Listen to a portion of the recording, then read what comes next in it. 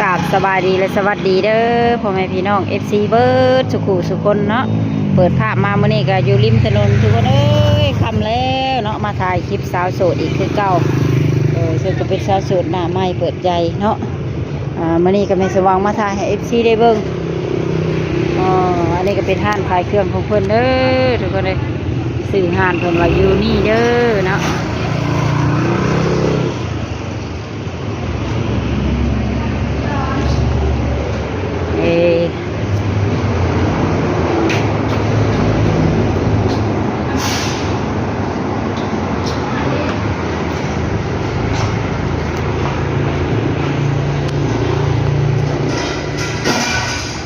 เพิ่นเนาะทุกคนก็เพื่อบ่เป็นการซักซ่าเสียเวลาเนาะทุกคนเดี๋ยวเฮาก็ไปไปลมกับสาวโสดเพิ่นพร้อมๆกันเลยฝากกดไลค์กดแชร์กดติดตามให้ช่องแม่สมหวังชาแนลนี่เด้อทุกคนเด้อเดี๋ยวเป็นกำลังใจในการเฮ็ดคลิปต่อไปเนาะ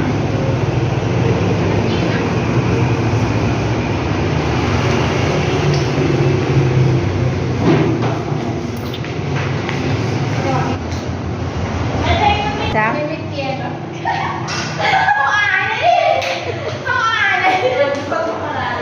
ยังไหม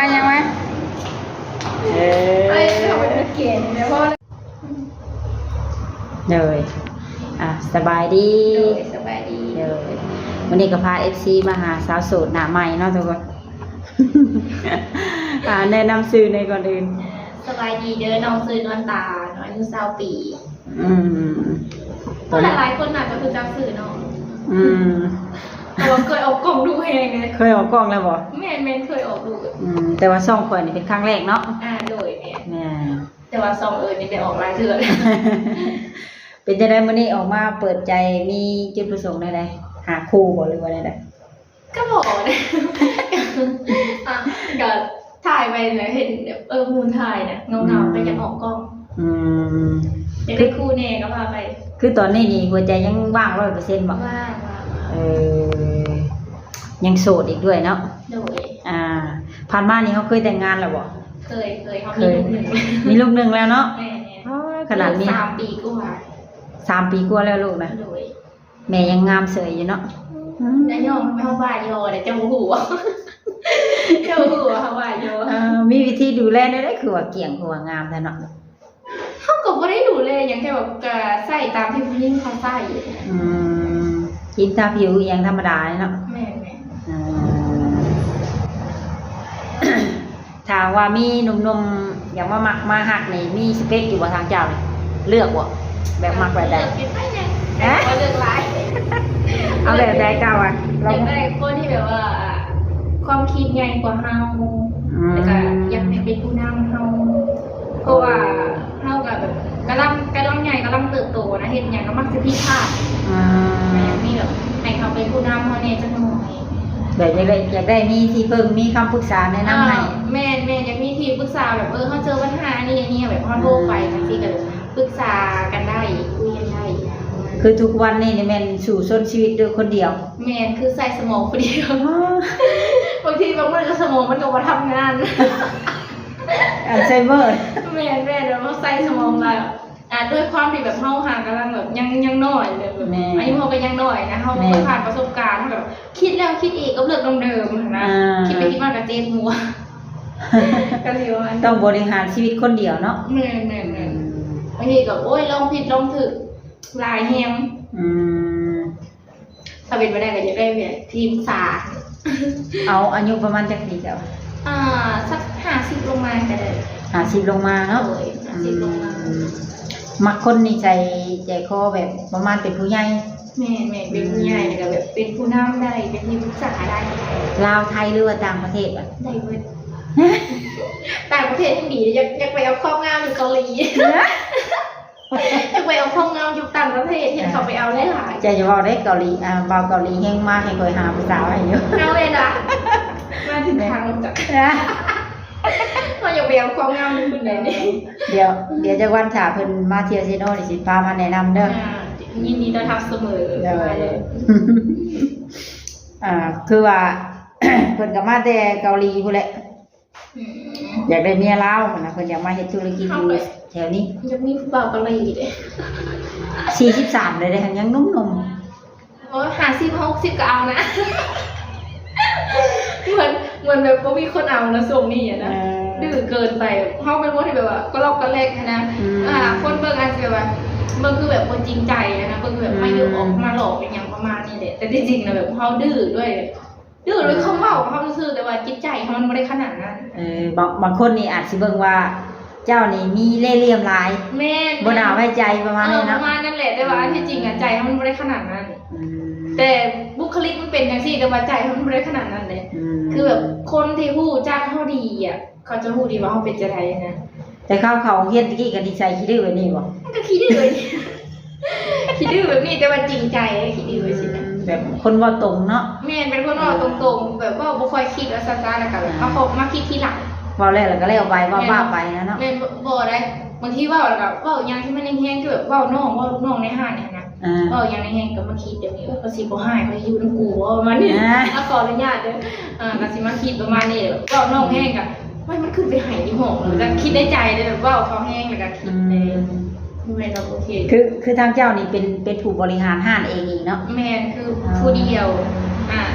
แท้จริงนะห้างนะมีเจ้าของมีน้องกับน้อง2คนแต่ว่าน้องด้วยการที่น้องหากำลังง่ายและน้องบ่เคยเป็นแม่ค้ามาก่อนแต่เฮาแบบเคยเป็นแม่ค้ากับเป็นแม่ค้าออนไลน์นะเฮาบ่เคยลงมือเฮ็ดแบบมันใหญ่แบบนี้แล้วก็ตอนทำลูกค้าแบบนี้นะแล้วก็แบบลองผิดลองถูกแต่ก็ใส่สมองผู้เดียวนะส่วนนี้เช่าปีนึงเท่าไหร่ปีนึง40,000ปีนึง40,000 บาทถอกเบิดบาทเดียวบ่แม่ก็บริหารกับน้อง2คนแม่น้องก็ซ้ำแบบน้องมาลงทุนหุ้นส่วนกันซื่อตามวันเลยแล้วน้องแ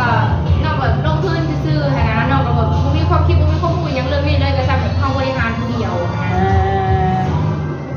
เจ้านี่เฮ็ดจบป.ใด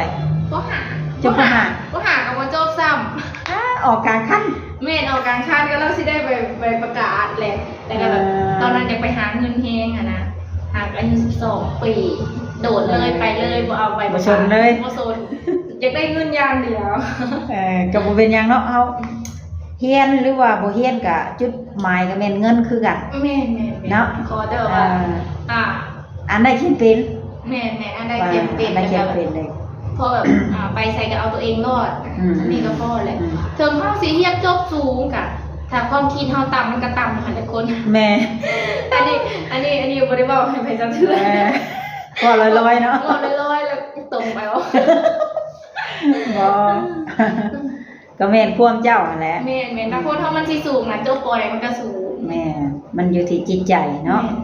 บางทีจบปริญญาเอกญาโทกับความเว้าอยู่ต่ำๆก็มีแม่นบางทีคนแบบไปเข้าคุกกับหลายคนได้เห็นที่ผ่านมาคือได้ยินข่าวแว่วๆบ่ดีบ่แม่น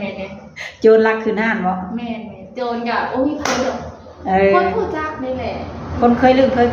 แม่นคนเคยลืมก็อยากเว้าล่ะแต่เฮาก็ฮู้อยู่แล้วก็เฮาตอนนี้เฮาก็จับตัวทันแล้วเรือแต่แบบว่าพ่อแม่เขาบ่ยอมแบบบ่ยอมรับว่าลูกตัวเองผิดนะแทนที่ฮู้ว่าลูกตัวเองผิดแทนที่สิมาแบบ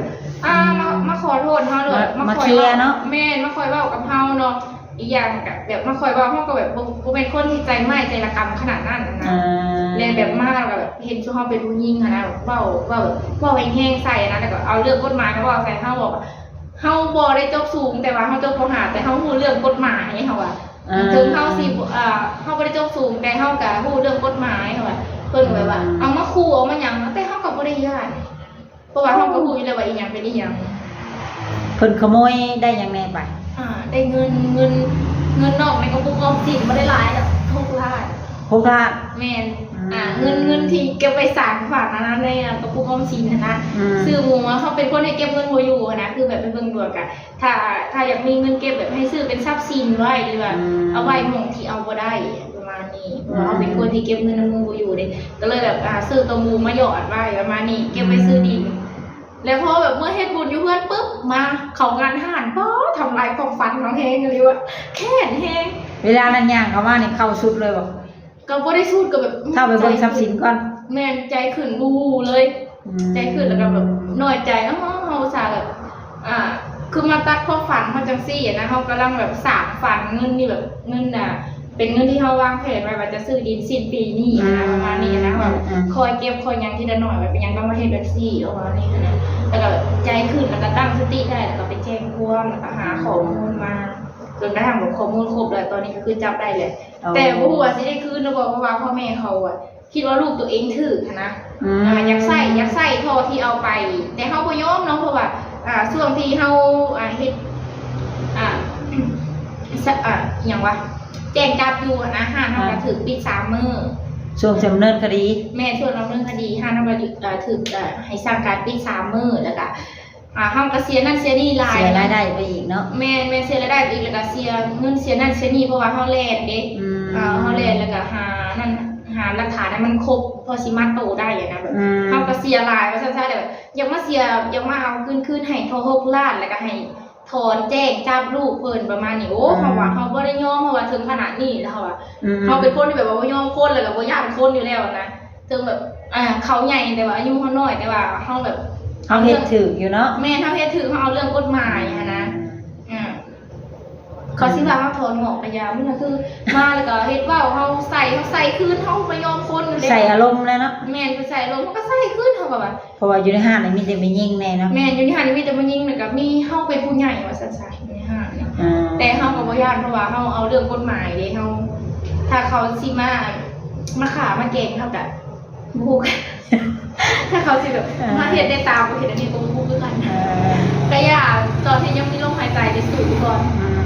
คนที่ตามมาจะได้กับพูดเขาออกมาเขาซีแคดเขาซีหยังกะอันนี้ก็เอาไว้ทีหลังเดี๋ยวแก้ปัญหาทีหลังตอนนี้สูบก่อนอันนั้นมันเป็นเรื่องของอนาคตเนาะแม่นั่นเป็นเรื่องของอนาคตตอนนี้ยังมีลมหายใจอย่าไปยอมคน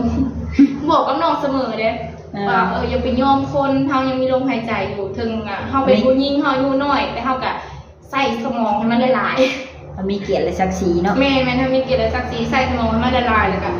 เฮ็ดในสิ่งที่มันถูกต้องคือสนองเห็นในใส่เรื่องกฎหมายมันละลายช่วงสงกรานต์มีเพศสิบิลิใช่มีเพศสิลินอยู่5ลินอยู่5เนี่ยเพราะว่าสิอยู่5กัน14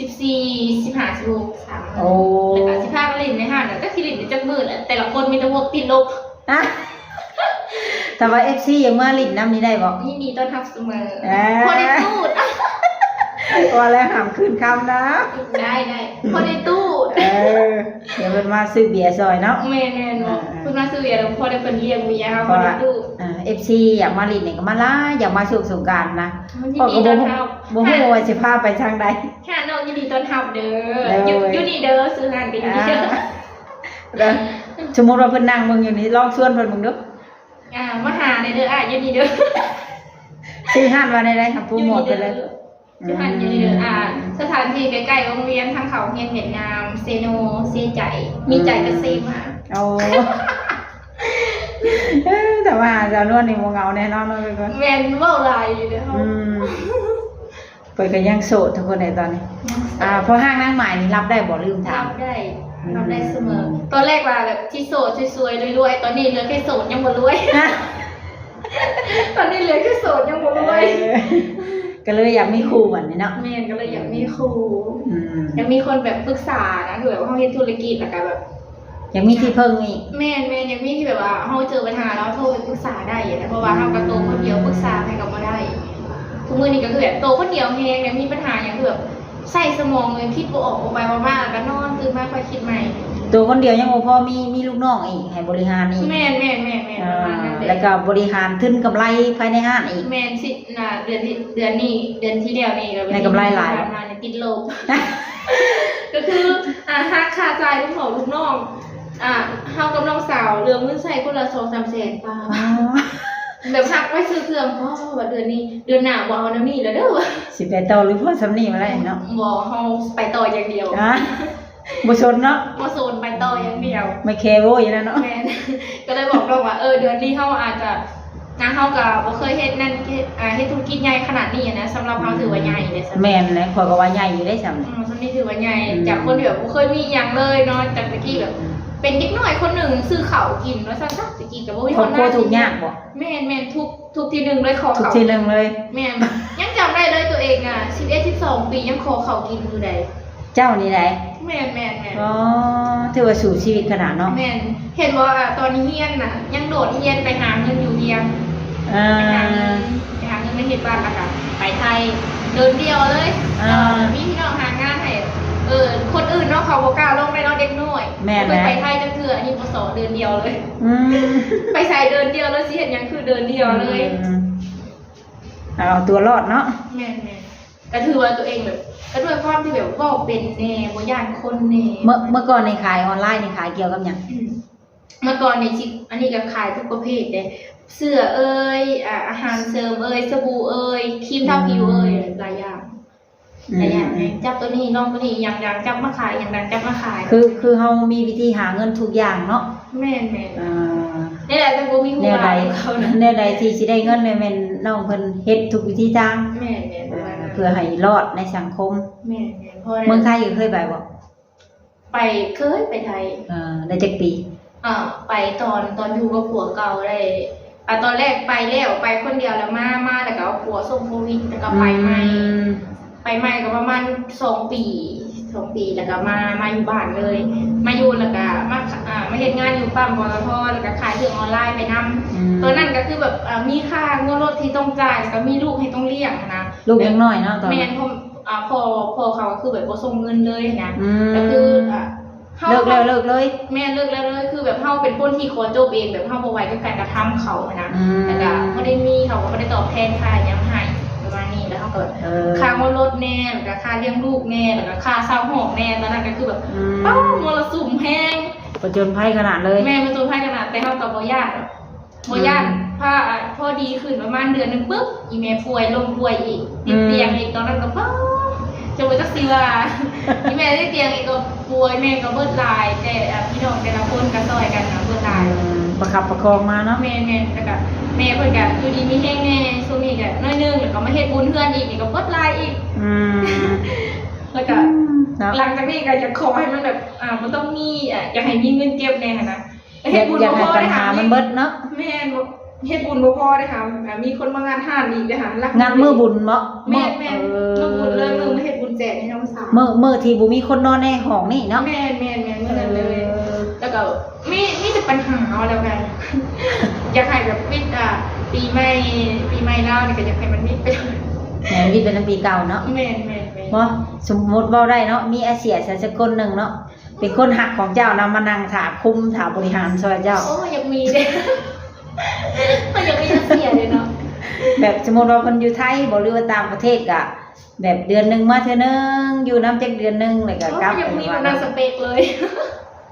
แบบนั้นบ่ฝันแม่ฝันว่าแต่ก็บ่ถึงขนาดนั้นดอกว่าอย่ามาซื้อแต่ก็แบบขอแค่แบบว่ามีความคิดแบบเป็นผู้ใหญ่แล้วก็สามารถแบบเฮาแบบปรึกษาได้สิแนะนำทางให้เฮาได้สักนิดก็พอแล้วบ่รวยล้นวายหยังก็ได้โอ้ยขอเพียงหาข้าวจริงเนาะแม่ขอเพียงมีอยู่มีกินแล้วก็หาข้าวจริงแล้วก็เป็นที่ปรึกษาให้เฮาได้บ่แทงข้างหลังอีกเนาะแม่บ่เอาได้แบบสุดคุยกับเฮาเนาะอยู่คนละประเทศอยู่ประเทศไทยบ่ต่างประเทศบ่เนาะแบบเฮาอยู่พี่คุยกับเฮาไปนอนคนอื่นบ่ไหวนะแบบมันไม่ไหวนั่นหนูไม่ชอบก็โอเคฉันว่าทุกคนการสำหรับคลิปนี้ก็สิได้ขอจบคลิปไว้ก่อนเจ้าว่าใกล้สิเปิดห้างแล้วบ่เปิดได้3 โมงก็ไว้พอกันอีกในเที่ยวใหม่เนาะโดยสบายดีโดย